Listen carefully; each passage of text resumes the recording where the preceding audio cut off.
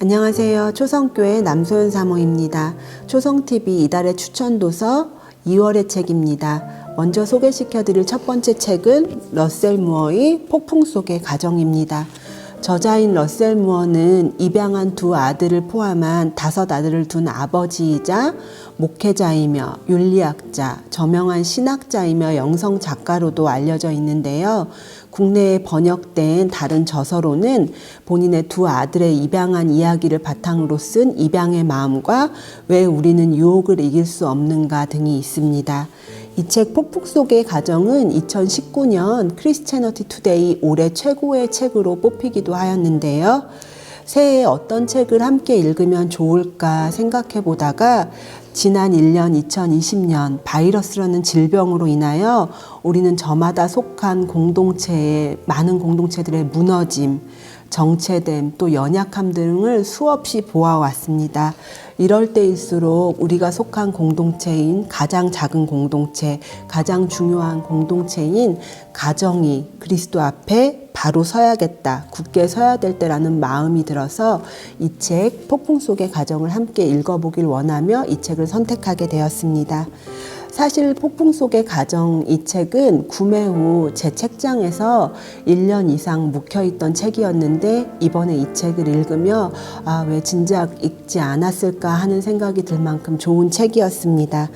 러셀 무어는 가정이 영적 전쟁의 현장이라고 이야기하며 이 책 폭풍 속의 가정을 통하여서 십자가가 어떻게 영적 전쟁의 현장인 가정을 변화시키고 있는지를 이야기하고 있습니다.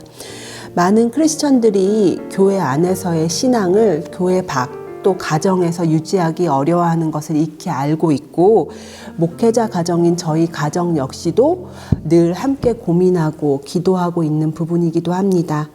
가정에 대한 새로운 시각을 열어줄 수 있는 귀한 책으로 홈 스위트 홈이 아닌 정말 폭풍 속에 우리 가정이 어디를 바라보아야 되고 또 누구를 의지해야만 올바로 설 수 있을지 알려줄 수 있는 귀한 책입니다. 400페이지가 넘는 두께의 책으로서 보시면 꽤 두께가 있어요. 400페이지가 넘는 두께의 책으로 가정이라는 주제 안에서 이성, 결혼, 성, 이혼, 자녀, 부모 등에 대한 이야기들을 아우르며 전체적으로 가볍지만은 않은 내용이지만 또 그렇다고 마냥 어렵게 읽히는 책들도 아닙니다. 우리 모두는 가정에 속해 있고 그 가정을 다루고 있는 책이기 때문에 두께가 조금 있다 해서 어렵다고 생각하고 막 두려워하실 내용은 아니에요. 어찌 보면 꼭 한번 우리가 읽어봐야 될 책이라고 볼 수 있습니다.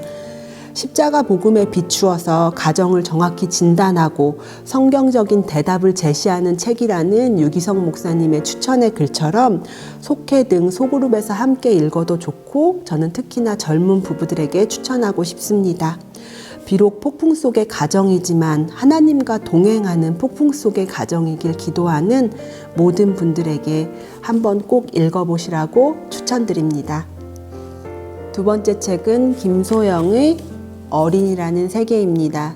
저자인 김소영 작가는 10년 넘게 어린이책 편집자로 일하다가 지금은 독서교실에서 많은 아이들과 함께 책을 읽는 일을 하고 있다고 하는데요.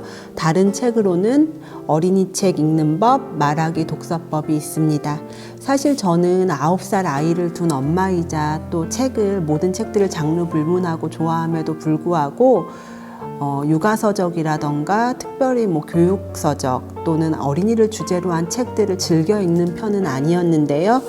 2월의 추천도서로 어린이라는 세계를 택하게 된 연유는 연말 연시를 지나면서 뉴스, 새로운 소식이라고 듣기에는 참 가슴 아프고 정말 많이 불편한 이야기들을 연일 접하면서 초성TV를 통해서 한번 어린아이들의 어린이에 관한 책을 읽었으면 좋겠다는 마음에서 이 책 어린이라는 세계를 들고 나왔습니다.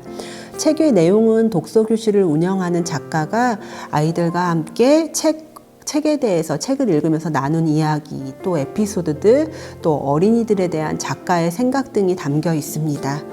이 책에 대한 많은 숱한 찬사들을 이미 들은 후에 저는 이 책을 읽었음에도 불구하고 이 책을 읽고 나서 정말 제가 드는 생각, 너무 좋다는 것이었습니다. 정말 너무 3번 좋았습니다.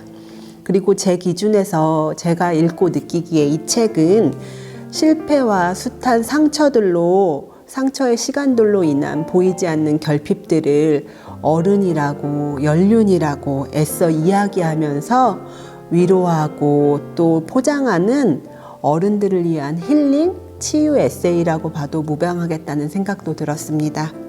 단숨에 읽으면서 웃기도 정말 많이 웃었고 때때로 읽으면서 눈물이 나는 부분도 많았습니다. 돌이켜보면 정말 사랑받은 기억밖에 없는 저의 유년 시절에 대해서 한없이 감사하게 되며 내 아이에게 또 내가 앞으로 만날 모든 어린이에게 조금 더 따뜻한 어른이 되리라. 무엇보다 어린이의 품위를 지켜주는 어른이 되리라고 다짐해 보기도 하였습니다.